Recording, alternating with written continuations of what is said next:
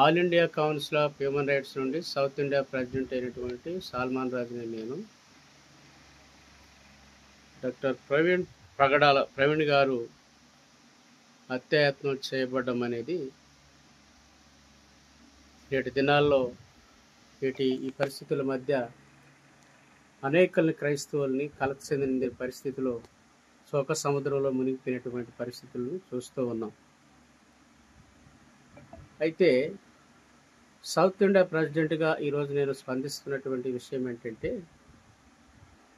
క్రైస్తవుడు అనేటువంటి వాడు ఒక ప్రత్యేకమైనటువంటి వాడు, ఒక దిక్సూచి లాంటి వాడు, ఒక సమాజానికి ఒక మార్గదర్శి లాంటి వాడు అనే విషయం అనేది నేటి సమాజం మర్చిపోయిందని వాళ్ళ అకాల మరణానికి మా ప్రగాఢమైనటువంటి వారి కుటుంబానికి, వారి పరిచర్యకి సానుభూతి తెలుపుతూ ఉన్నాం. ఈరోజు పరిస్థితులు మనం చూసినట్లయితే ప్రజలు మానవత్వ విలువలని కోల్పోయి పశుప్రాయులుగా మారిపోయి నిజంగా భయంకరమైనటువంటి హింసాకాండకు పాల్పడుతూ ఇలా చేయడం అనేది ప్రభుత్వాలు వెంటనే స్పందించి దానికి తగినటువంటి న్యాయము పరిష్కారం జరిగించాలనేది సౌత్ ఇండియా ప్రెసిడెంట్గా నేను కోరుతున్నాను. అయితే రాజ్యాంగబద్ధంగా నియమించబడినటువంటి మత స్వాతంత్రపు హక్కు అనేది ఫండమెంటల్ రైట్స్లో రాయబడినప్పటికీ డాక్టర్ ప్రవీణ్ పగడాల నిజంగా నేటి సమాజానికి ఆయన బోధనలు, ఆయన చేసినటువంటి ప్రసంగాలు చాలా మార్గదర్శకంగా ఉన్నప్పటికీ కూడా మనుషులు ఆ విషయాన్ని మర్చిపోయి మూఢత్వంలో మునిగిపోయి, మతమైనటువంటి పిచ్చిలో మునిగిపోయి ఆ దైవజనుడిని హతమార్చడం అనేది నేటి సమాజం శోక సముద్రంలో మునిగిపోయిందనే విషయాన్ని ఏమాత్రం మనం భయంకరమైనటువంటి ధ్రువతార లాంటి ఆ దైవజనుడిని కోల్పోవడం దురదృష్టకరమని మేము భావిస్తూ ఉన్నాం.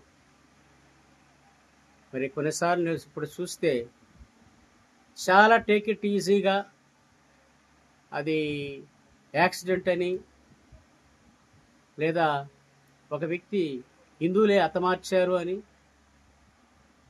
దైవత్వం అనేటువంటిది ఏది కూడా ఒక వ్యక్తిని అతిశయమని కానీ చంపమని కానీ చెప్పదు అనే విషయాన్ని సమాజం గుర్తించాలనే విషయాన్ని నేను చెప్తూ ఉన్నాను.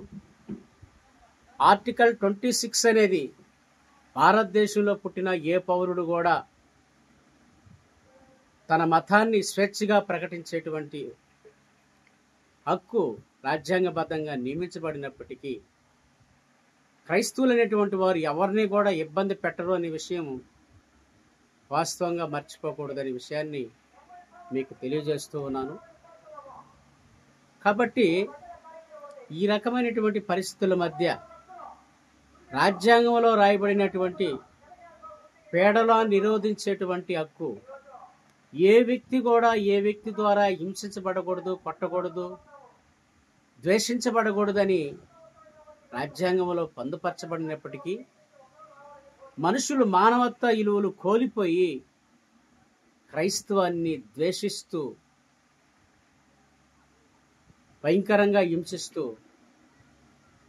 ఎంతవరకు సమంజసంగా కనబడుతూ ఉన్నది. మతాన్మోదులారా, మీరు ఇంకా పిచ్చిబట్టిపోయి క్రైస్తవం అనేది లేకపోతే చరిత్ర అనేది లేదు అనే విషయాన్ని గుర్తించుకోండి.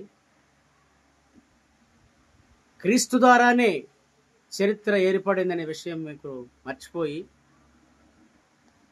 క్రీస్తు లేకుండా చరిత్ర లేదు అనే విషయాన్ని మనం మర్చిపోయాము. క్రైస్తవులను ద్వేషించడము, నీ ఇంట్లో ఉన్నటువంటి ప్యాను క్రైస్తవుడే, నీ ఇంట్లో వాడే ఫ్రిడ్జ్ను వాడుతున్నావంటే క్రైస్తవుడే, నీ ఇంట్లో వాడుతున్న కరెంటును కనుక్కున్నటువంటి వాడు క్రైస్తవుడే, నువ్వు ఎక్కుతున్నటువంటి ఏరోప్లేన్ ఎక్కుతూ ఉన్నావంటే క్రైస్తవులే. మరి ఇటు క్రైస్తవులు కనుక్కున్నప్పుడు వాటిని ఎందుకు మీరు దేశించుకుంటా ఎక్కకుండా ఉంటున్నారా? ఈరోజు ప్రపంచంలోనే ముద్రణ యంత్రాన్ని జాన్ గూటన్బర్గ్ అత్యంత్రాన్ని కనుక్కున్నాడు.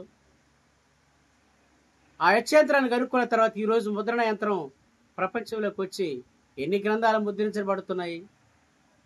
ప్రపంచంలోనే అత్యధికంగా ముద్రించబడినటువంటి బైబిల్ గ్రంథం అనే విషయం మీకు తెలీదా? మత ఛాందస్తులుగా ఉండి మానవతీయులు కోల్పోయి రాక్షసులుగా మారి మానవత్వాన్ని మంట కలిపి కొలుపుతున్నటువంటి మానవతా విధమైనటువంటి మనుషులారా, ఈ విషయాన్ని గుర్తించుకొని వెంటనే జరిగినటువంటి ప్రవీణ ప్రకటనల విషయాన్ని ప్రభుత్వాలు స్పందించి తగు న్యాయం చేకూర్చి ఆ వ్యక్తులకి ముందున్నటువంటి తరాలకి ఒక బుద్ధి చెప్పించి దైవత్వాన్ని చాటేటువంటి దైవజనులు లేకపోతే ప్రపంచమే చీకటమయమైపోతుందనే విషయం మర్చిపోవద్దని ఆల్ ఇండియా సౌత్ ఇండియా ప్రెసిడెంట్గా సాల్మన్ రాజుని నేను కోరుతున్నాను. ఈ విషయాన్ని మీకు విజ్ఞప్తి చేస్తున్నాను. జై హింద్.